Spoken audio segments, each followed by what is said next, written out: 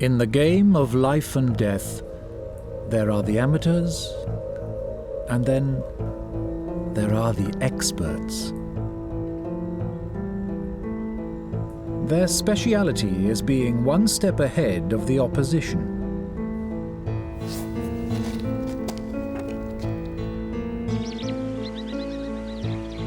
And the one to be most afraid of is the lethal loner. Working solo, tracking, planning, waiting.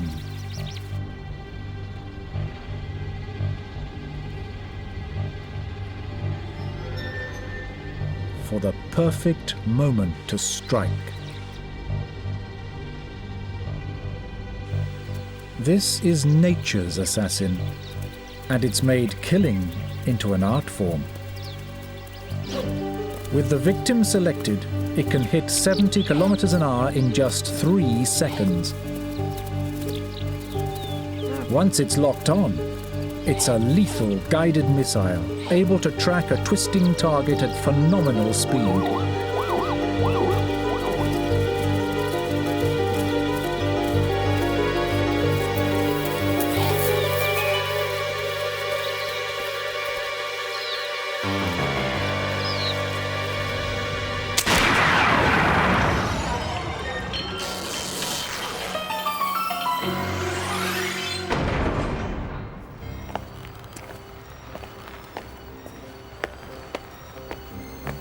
It was just a normal journey, one he'd made 100 times before. But tonight, something was different. He couldn't say exactly what, but something was not quite right.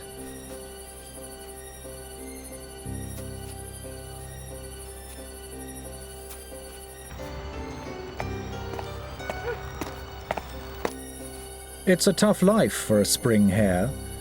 You mind your own business, but all the time you've got to be careful. Got to be watching your back. And the one you need to watch for is this guy, the caracal.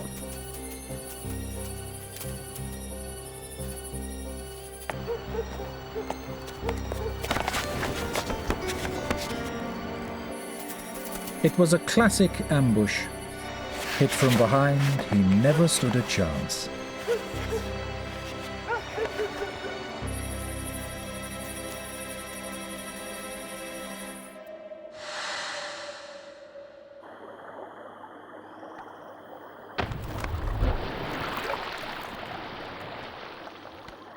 The perfect ambush is totally unexpected. With a green kingfisher, there is no warning that a strike is imminent.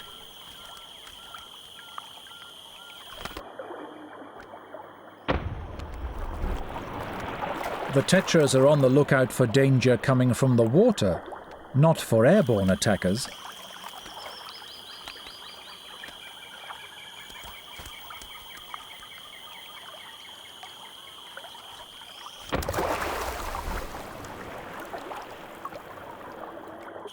Like an air-to-surface missile, the Kingfisher can track its target on the way down and adjust its aim to strike through the water, compensating for the distortion at the air-water interface.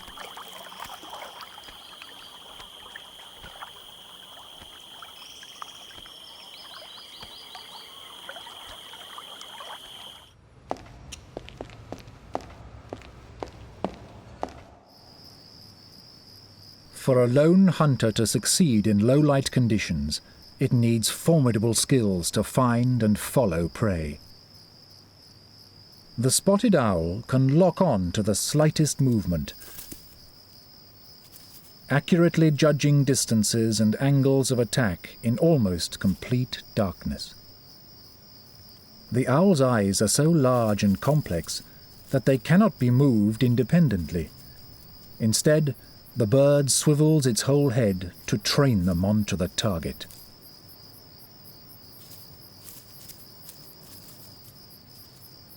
And once it has the range, it can strike to the nearest millimeter.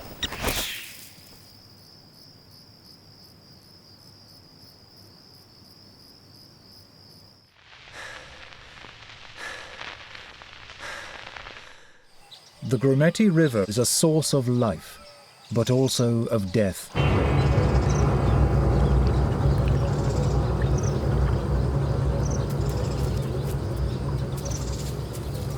Every year, the migration brings hundreds of thousands of wildebeest to the banks of this river.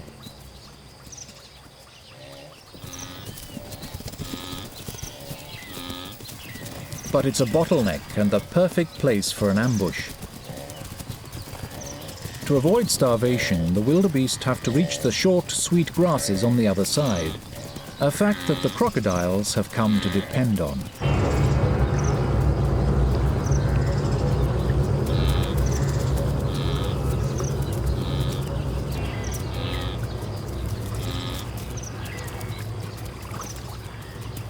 In this ambush, everything is in the crocodile's favor. Murky water is ideal for getting in close without being spotted. While they put off the actual crossing, the wildebeest still have to drink. But they know that even doing that could prove fatal.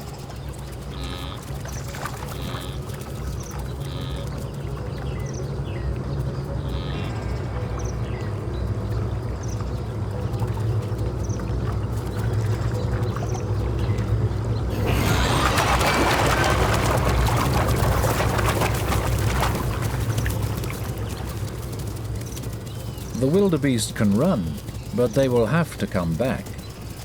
They know it, and the crocodiles know it too.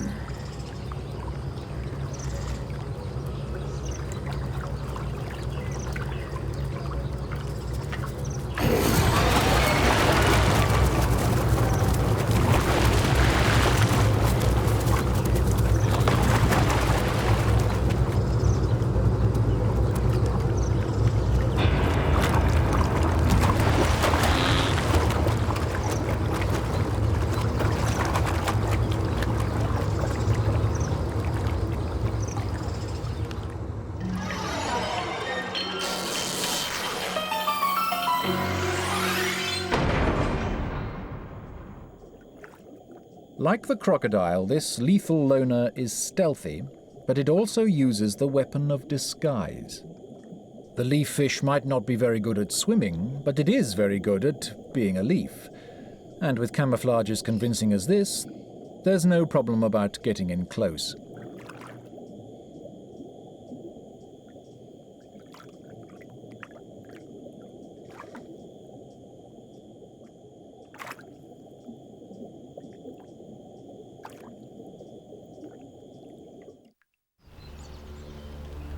Camouflage is all about getting the opposition to see what it expects to see, and there are dozens of creatures which have that down to a fine art.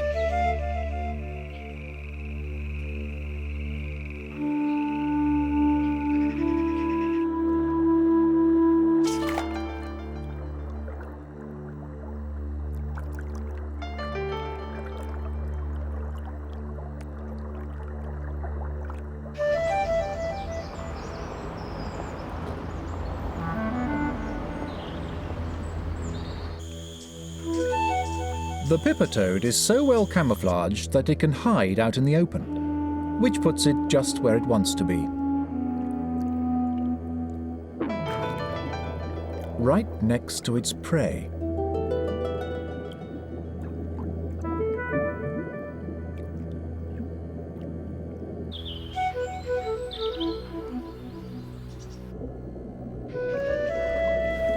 Whatever style you choose, if the performance is good enough, then everything else falls into place. Seeing becomes believing, and there's no end to the possibilities.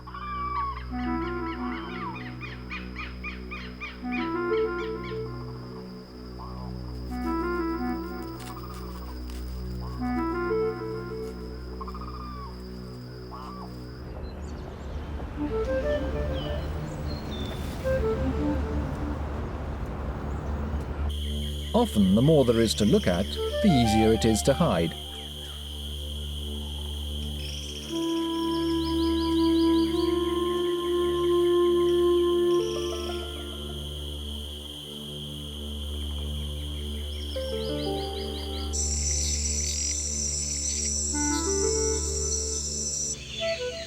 Disguise can be very effective.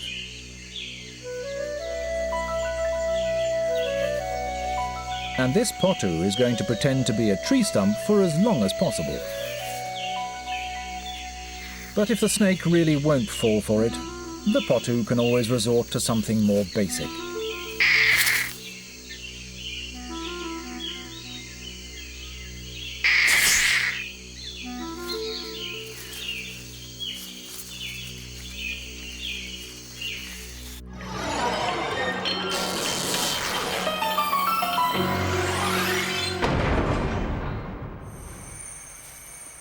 A loner must depend totally on its own resources, and that means having all the equipment needed for survival.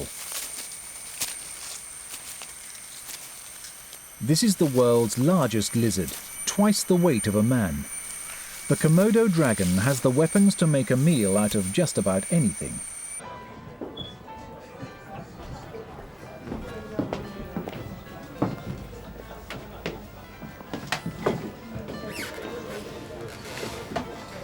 Presentation and food quality are all very well, but some diners just aren't interested in the niceties.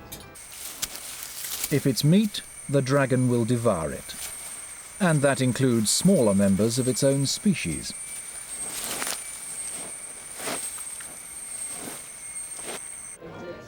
We like to use tools to break down flesh, but the dragon will rip through a carcass in no time. An adult can eat almost its own weight in food at one sitting. To add to the dragon's armory, it has toxic saliva. An untreated bite means certain death from poisoning. So if the teeth don't get you, the mouth bacteria will.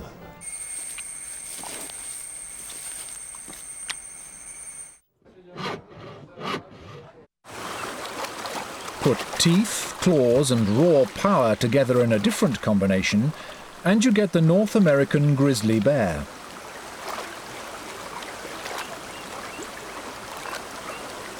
Normally these are solitary hunters, but once the salmon start migrating, all bears head for the water.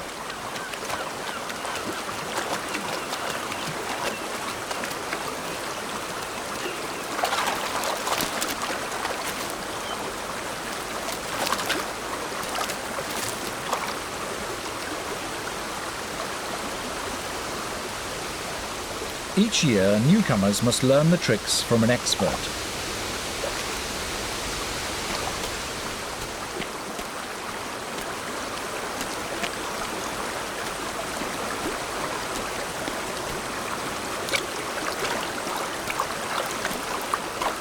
About the weight of a small car, the adult grizzly suggests power rather than agility.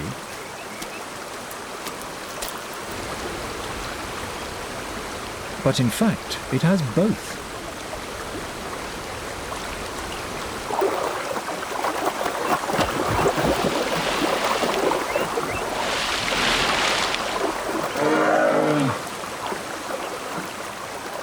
Grizzlies are quite at home in the water. As consummate all-rounders, they can vary their tactics to cope with all sorts of situations.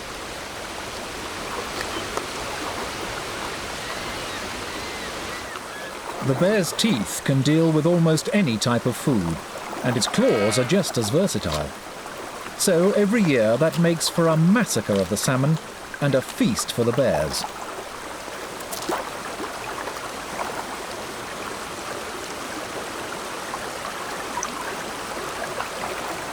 The record catch for one bear is 88 fish in a day.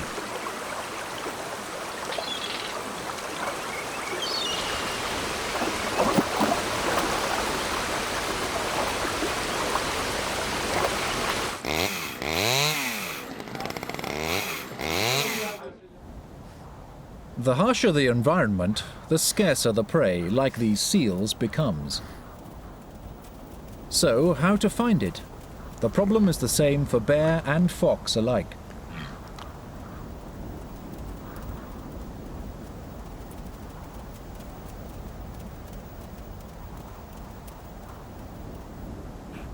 The adult polar bear has more than its fair share of claws and teeth, But before it can use them, it first has to find its prey. To be successful, the bear must hunt alone, staking out a seal's breathing hole and waiting for its return.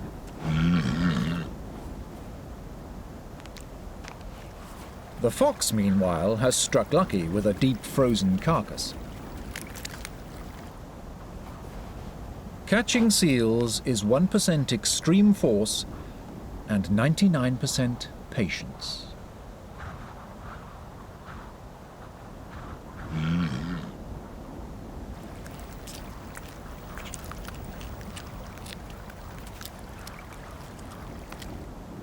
But what bear can sit still when there's a whiff of meat in the air? An acute sense of smell is vital for surviving in such an unforgiving landscape. The bear can detect food at a distance of several kilometers, so this carrion will be no problem to track down.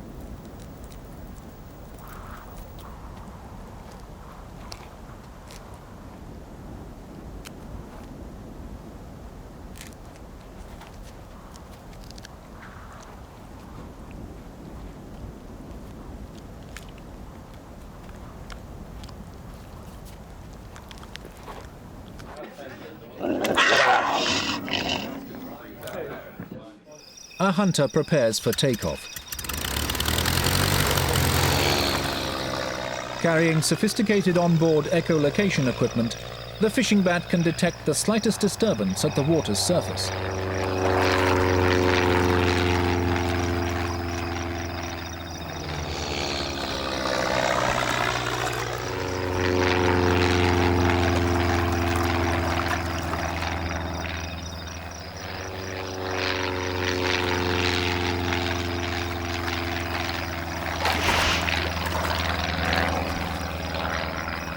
After a successful mission, it's back to base to refuel.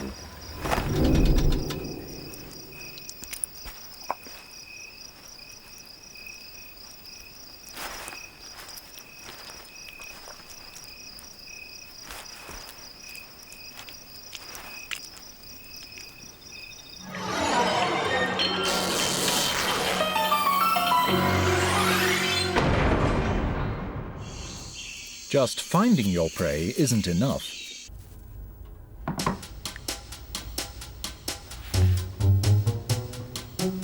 The next problem is how to get inside.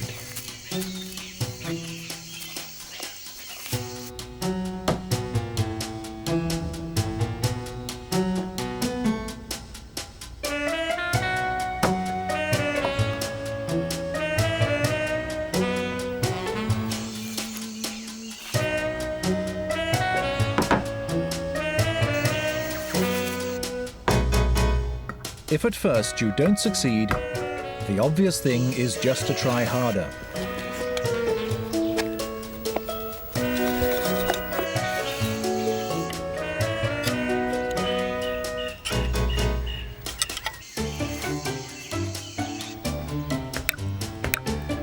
It's all a matter of finding the right tool for the right job.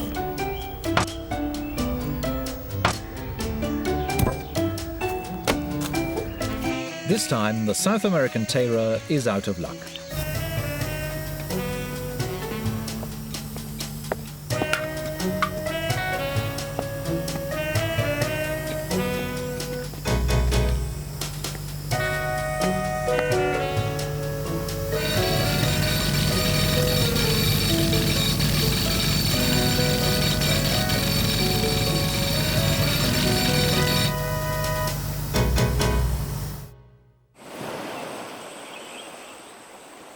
The sea otters of Monterey Bay, California, have considerably more success.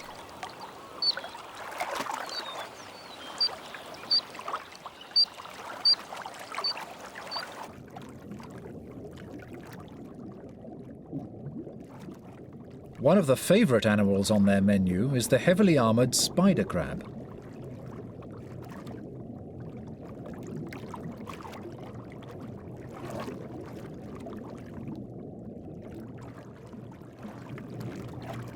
The otter's teeth and claws won't break through this shell, but it knows where to get something that will.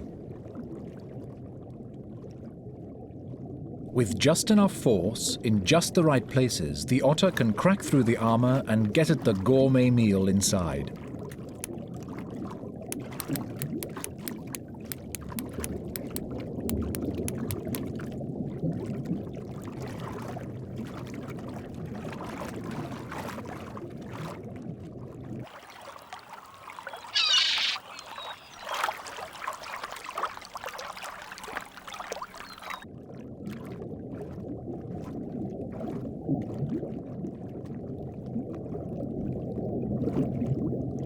But that's only part of the otter's repertoire. Harder-shelled prey like clams require a slightly different approach. This time the stone stays on the otter's chest, while the clam is pounded into submission against it. Although it's a complex skill, it's not inborn, so the young otters must pick it up in their turn by learning alongside their parents.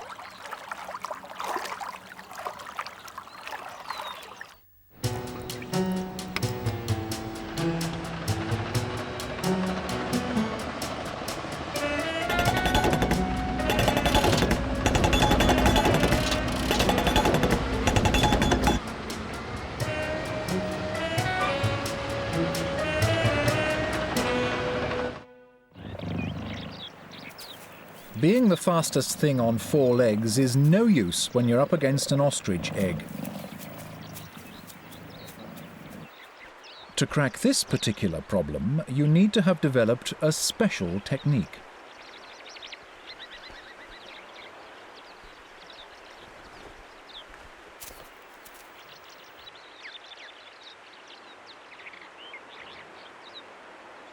Like any expert, the Egyptian vulture must first assess the scale of the task ahead of it.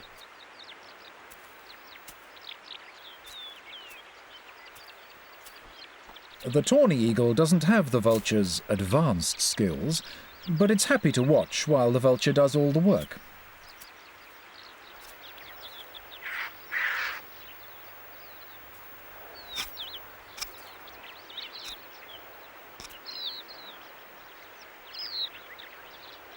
First, a practice shot or two.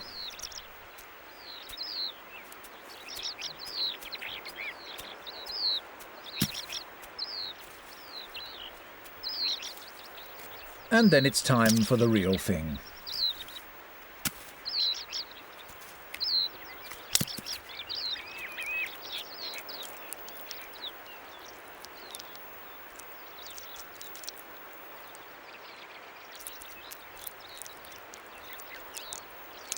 With this much food on offer, even the unskilled eagle will get a look in.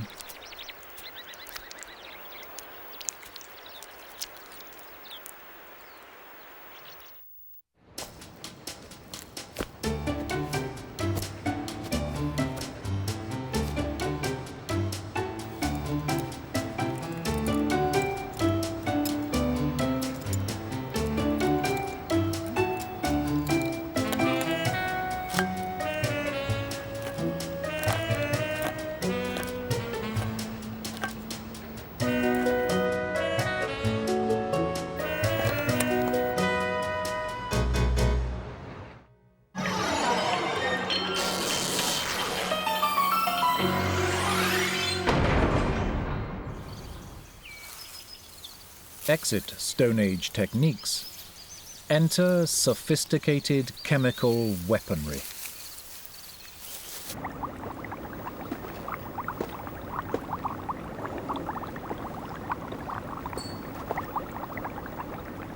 The western diamondback rattlesnake is a poisoner. Its chosen target, the blood supply of its victims. Pits either side of the snake's face detect the heat of its warm-blooded prey.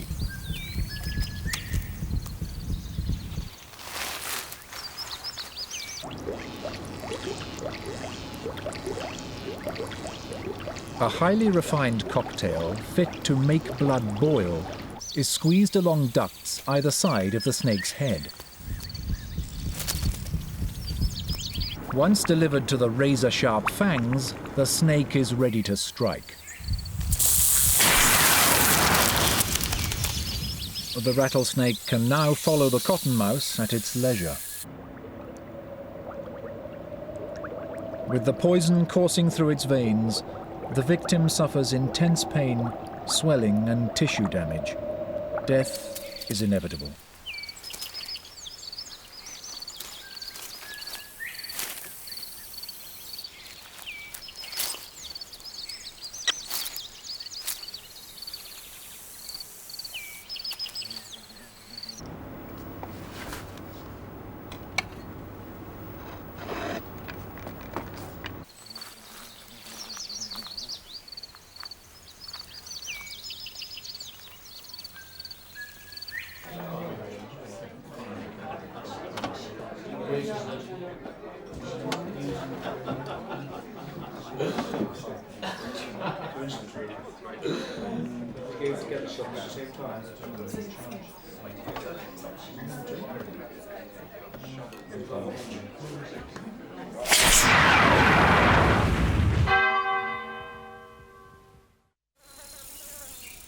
Poison can be an exquisitely varied weapon. Why deliver a quick death when a slow one has so many more possibilities?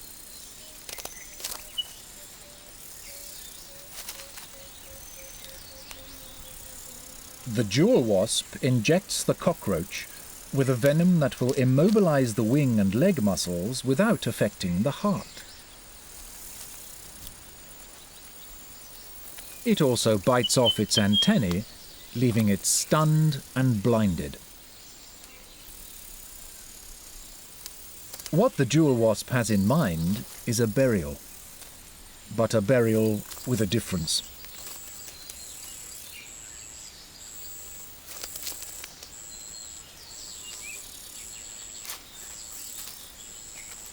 The cockroach is powerless to resist, as the much smaller predator leads it to a fate worse than death.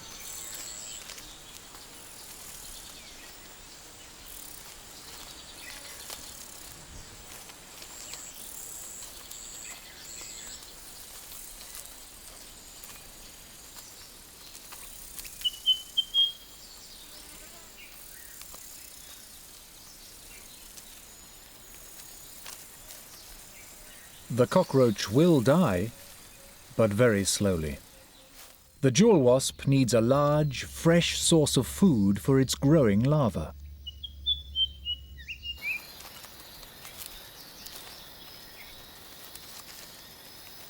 Incarcerated and paralyzed, the cockroach will be eaten alive, mouthful by mouthful.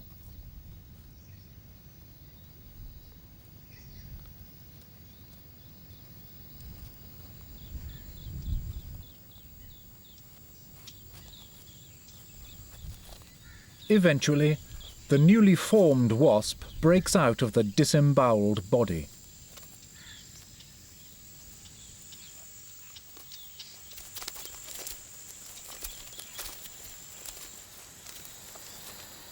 Once it reaches the outside world, the whole deadly cycle can start all over again.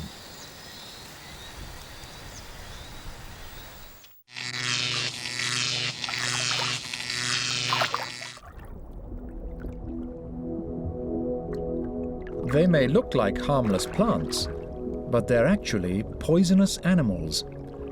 Each strand of these anemones is loaded with thousands of nematocysts, tiny stinging cells, harpoons tipped with a poisoned barb. But there is one specialist that finds all that killing power quite irresistible. This flamboyant individual is a collector of poisons.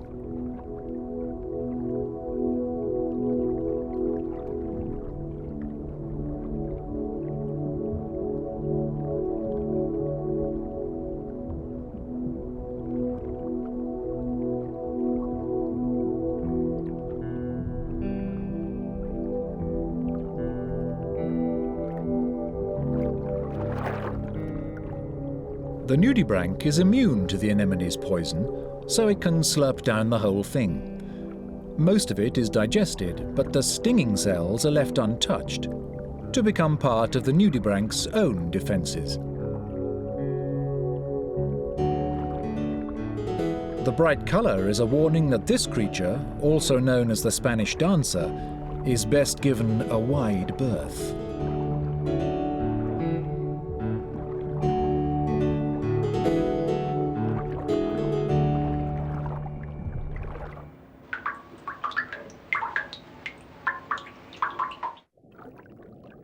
There are simpler ways to make use of another animal's poison.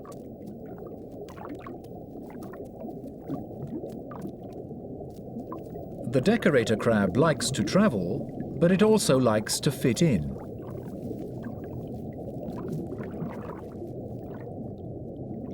When it moves in somewhere new, a bit of friendly tickling is required to win over the locals.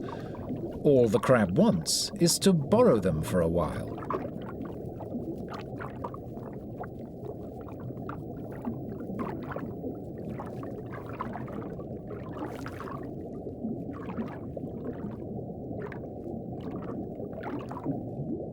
And once it has one or two on board, it's well on the way to becoming part of the scenery.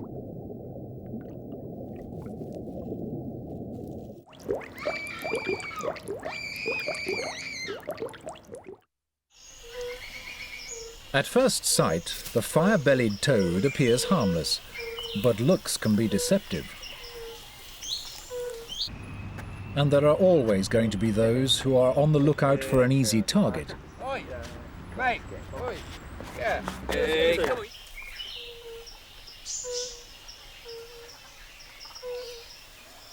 But in fact, the toad is toxic and has the upper hand.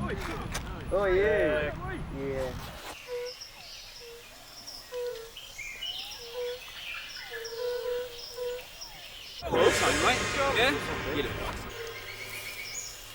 A misunderstanding could be fatal, so the warning must be clear and to the point. Red spells danger.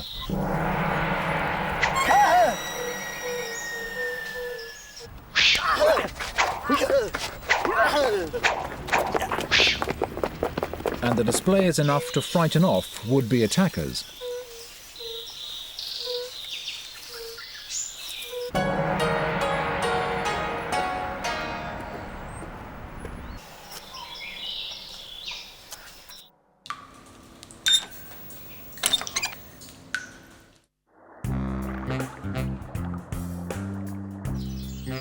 The bottom line for most creatures is that if you are poisonous, it's worth letting everyone else know about it before they try and eat you.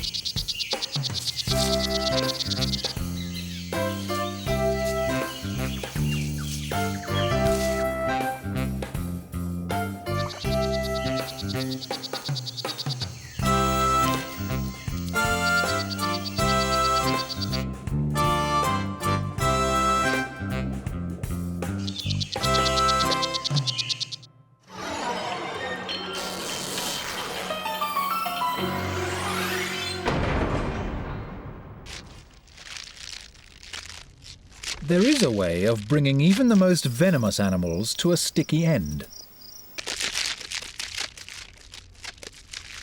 With a web, a lone predator can be in several places at once and manage to restrain their prey before they can do any damage.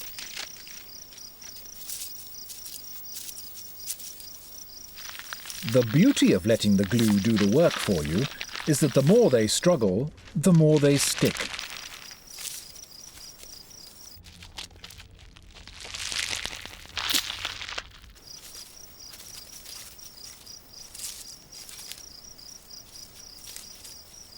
Although the black widow spider has venom 15 times more powerful than a rattlesnake, it's the web that's disarmed the scorpion.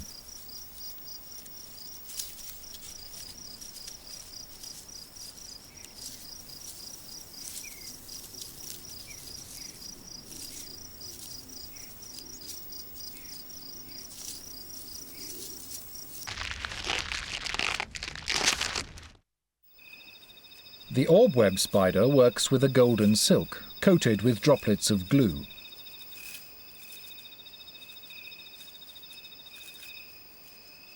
If necessary, it can weave a completely new web each night.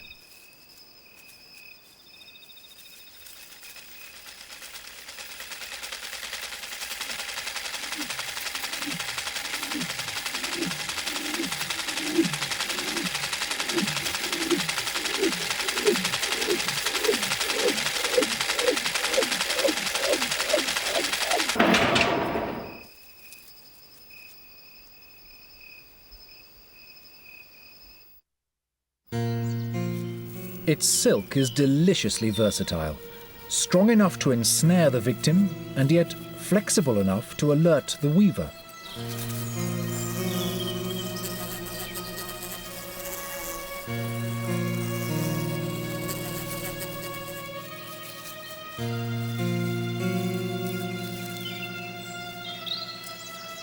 Stretched out on a rack of the finest quality, the wasp is quite unable to bring its own weapon into play.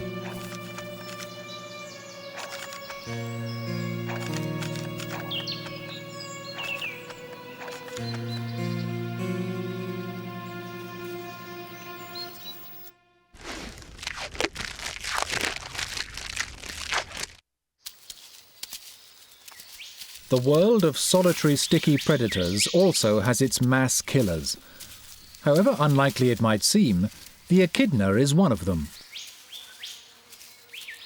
As well as being an egg-laying mammal and an ancient life form, it's a master termite catcher.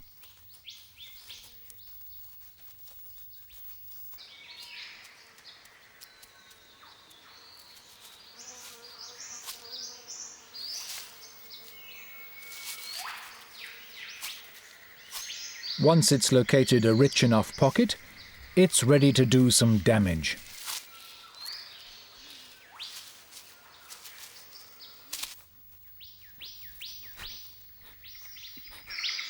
The tube-like snout houses a remarkable tongue up to 18 centimeters long and highly sticky.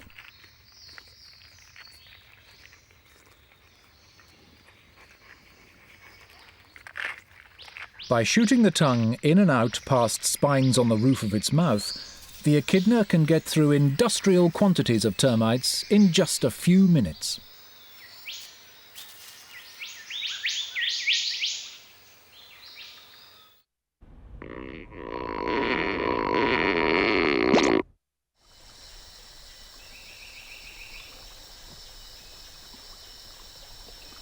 Nesting 20 feet up ought to make for a quieter life for termites.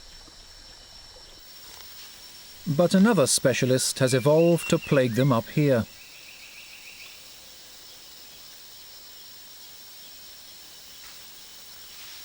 The tamandua hunts alone using an acute sense of smell.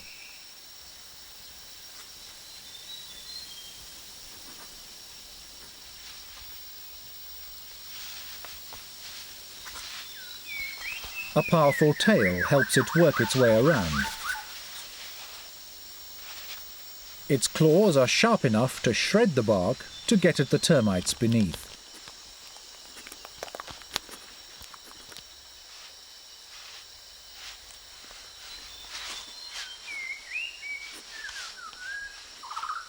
A tamandua will harvest termites from many different nests.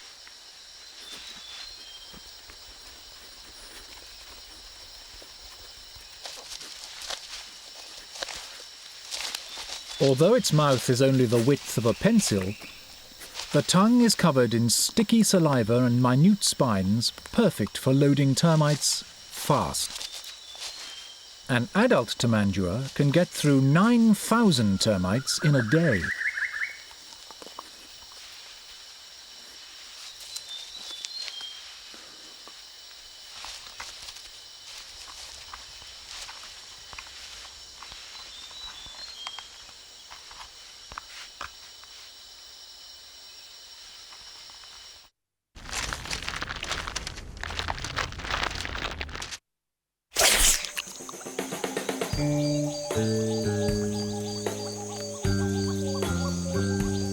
Of all the sticky hunters, the most enigmatic has to be the chameleon.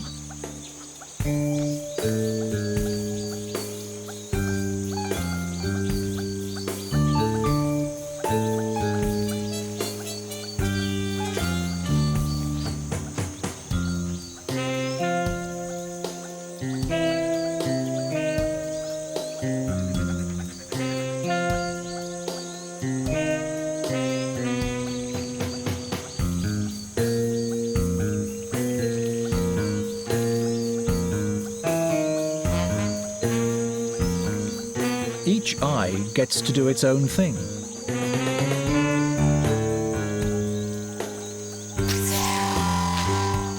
And the tongue is just something else.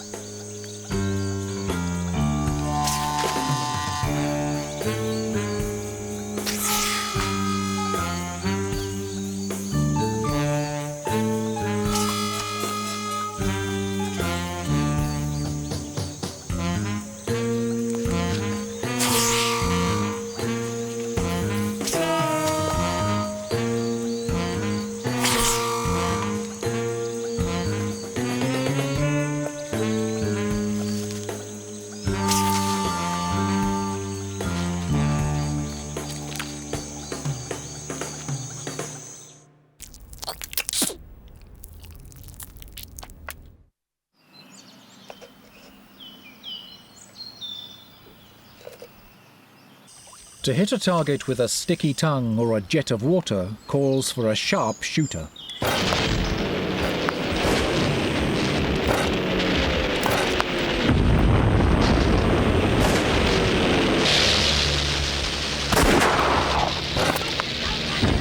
Archerfish can gun down an ant from 3 meters.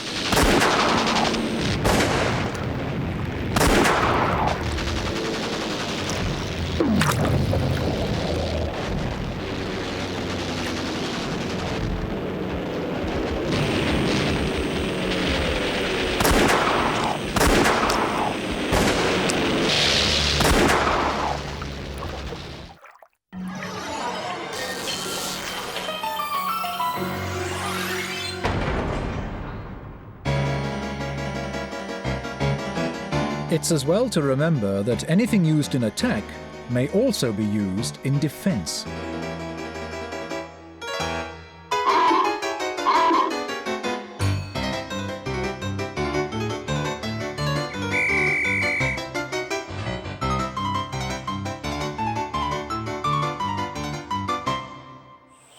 The skunk is a case in point. This puma is young and inexperienced.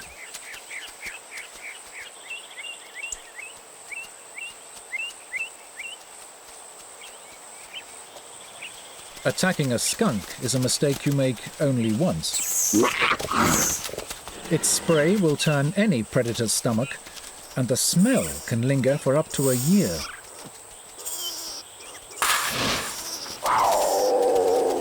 Unlike the smell, the skunk doesn't hang around. Sometimes, to get out of trouble, you have to make sacrifices.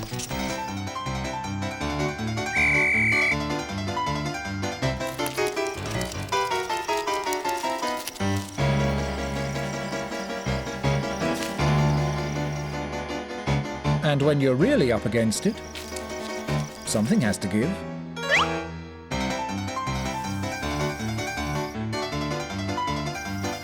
It's a win-win situation.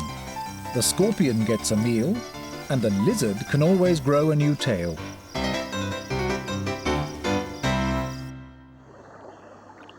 For the Brazilian hatchetfish, staying out of trouble is a matter of split-second timing. For them, the best place to be when danger strikes is well out of harm's way.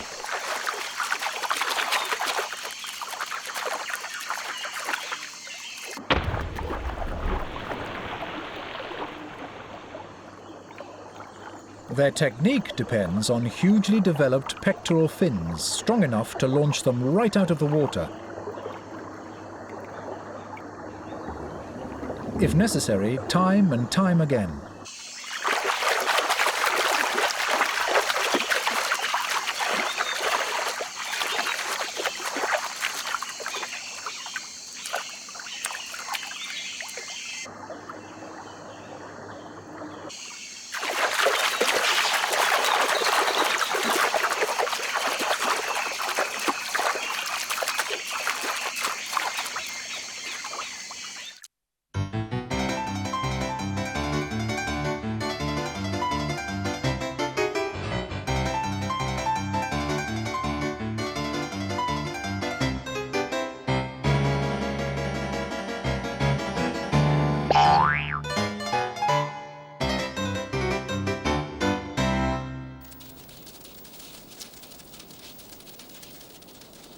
Out in the Namib Desert, it can be hard to hide, so the blue weevil will resort to the oldest trick in the book if spotted by a predator.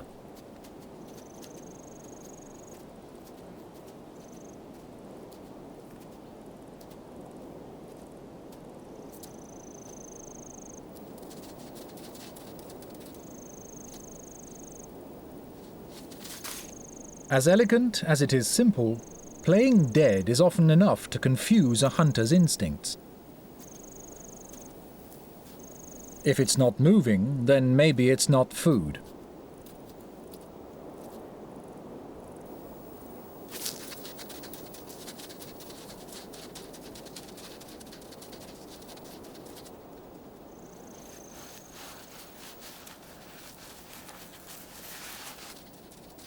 And because the trick doesn't take much energy, there's no limit to how many times you can use it.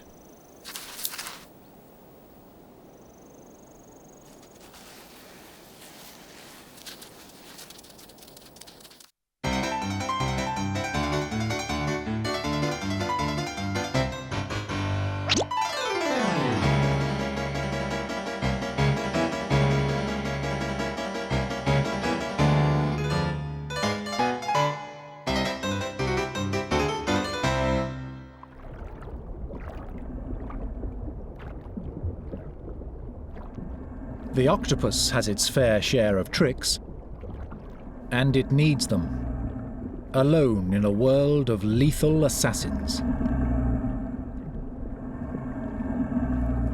Changing colour might fool some predators, but not the moray eel.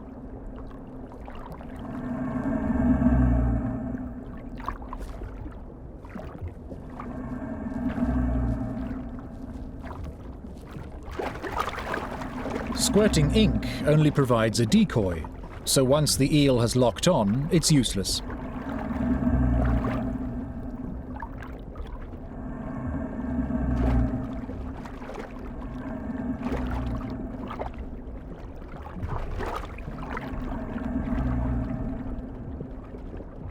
At least losing a leg is not fatal. There are still 7 left.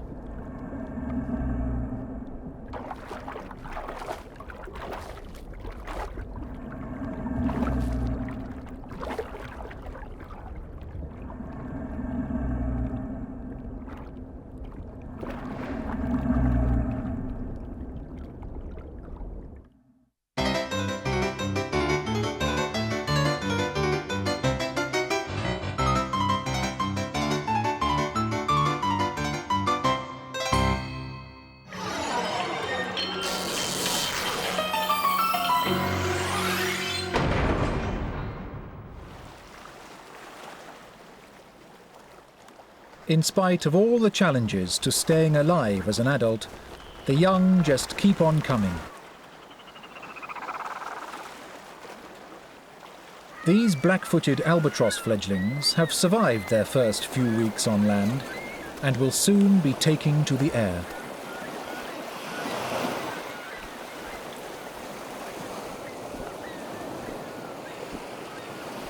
Learning to fly is exhausting, but at least they'll have a soft landing and a chance to gather their strength.